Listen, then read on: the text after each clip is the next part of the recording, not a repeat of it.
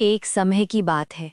गोकुलपुर नाम की एक शांत गांव में एक बूढ़ी और दयालु गाय रहती थी, जिसका नाम था सुरभि।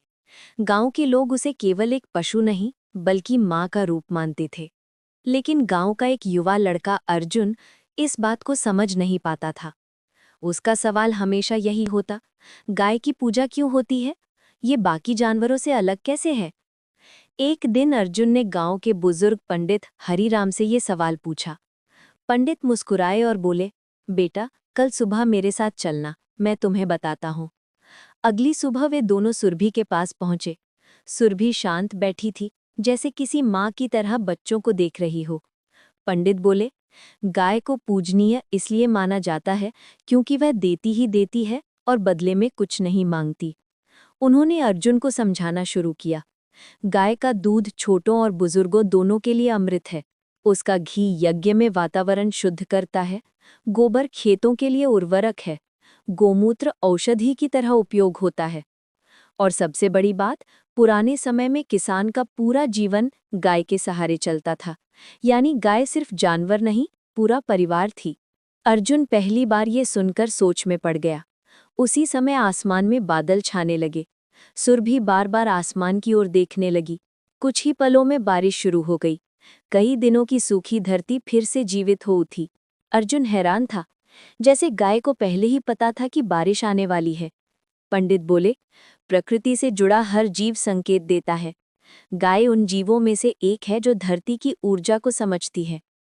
उस दिन अर्जुन के मन में पहली बार गाय के लिए सम्मान जागा। अगले दिन गांव में गोवर्धन पूजा थी। गायों को फूलों से सजाया गया।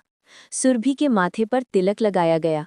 लोग उसके पैरों को छूकर आशीर्वाद ले रहे थे। अर्जुन ने पूछा, लोग पैरों में क्यों झुकते हैं? पंडित ने कहा, गाय को धरती समान माना जाता है।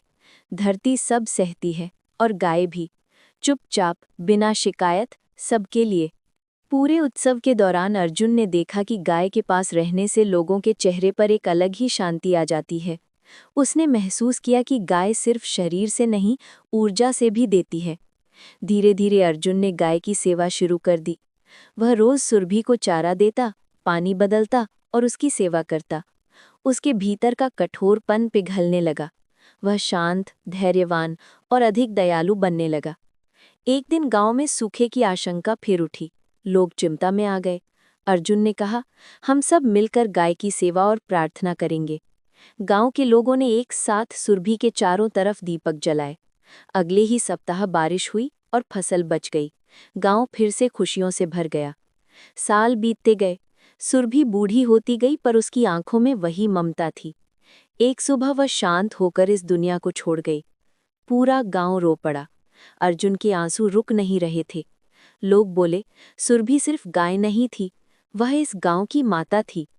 अर्जुन ने उसके नाम पर एक गौशाला बनाई। बीमार गायों की सेवा होने लगी। बच्चों को गाय का महत्व सिखाया जाने लगा। गांव फिर से समृद्ध होने लगा।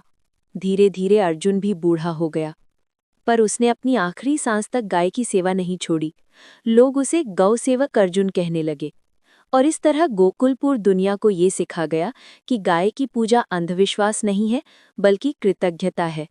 क्योंकि गाय वही है जो जन्म से लेकर जीवन के अंतिम दिन तक बिना किसी स्वार्थ के मनुष्य को पोषण देती है। इसलिए उसे माँ कहा जाता है और माँ की पूजा होती है।